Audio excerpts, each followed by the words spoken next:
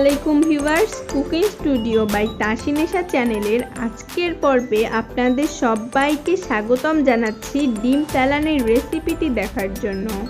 ভিডিওটি শুরু করার আগে এখনও যারা আমার চ্যানেলটি সাবস্ক্রাইব করেননি তারা সাবস্ক্রাইব করে পাশে থাকা বেল বাটনটিতে ক্লিক করতে ভুলবেন না।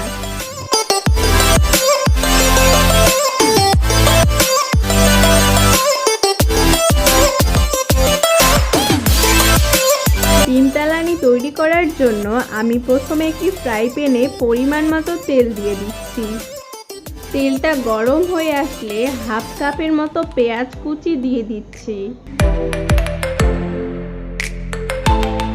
এরপর পেঁয়াজটাকে নেড়ে চেড়ে একটু লালচে কালার করে নিচ্ছি।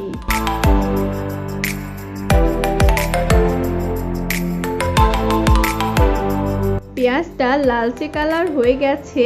এরপর এর মধ্যে আমি দিয়ে দিচ্ছি 1 চা চামচ রসুন বাটা। রসুন বাটা দেওয়ার পর দিয়ে দিচ্ছি হাফ চা চামচ আদা বাটা। পেঁয়াজের সাথে আদা এবং রসুন বাটা ভালো করে মিক্স করে স্বাদ মতো লবণ দিয়ে দিচ্ছি। এরপর দিয়ে দিচ্ছি 1 চা চামচ মরিচের গুঁড়ো, ধনিয়া এবং জিরার গুঁড়া দিয়ে দিচ্ছি 1 চা চামচ, হলুদ গুঁড়ো দিয়ে দিচ্ছি হাফ চামচ। এরপর দিয়ে দিচ্ছি গরম মশলা গুঁড়া 1 চা চামচ।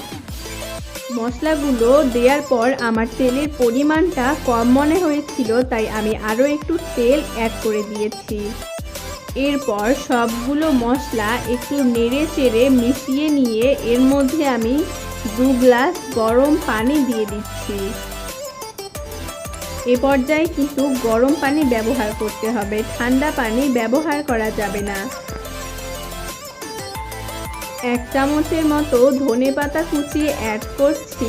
তারপর যখন পানিটার মধ্যে বলক চলে এসেছে তখন আমি ডিমগুলো ভেঙে দিব। একবারেই সবগুলো ডিম দেয়া যাবে না, একটা ডিম দেওয়ার পর প্রায় 1 মিনিট অপেক্ষা করে আরেকটা ডিম দিতে হবে। ডিমগুলো দিয়ে আমি চুলার আঁচটা মিডিয়ামে রেখে ঢাকনা দিয়ে ঢেকে রাখছি ডিমগুলো সেদ্ধ হওয়ার জন্য। আমার ডিমগুলো সেদ্ধ হয়ে গেছে, আর আপনারা আপনাদের পছন্দ মতো ঝোল রেখে দিবেন।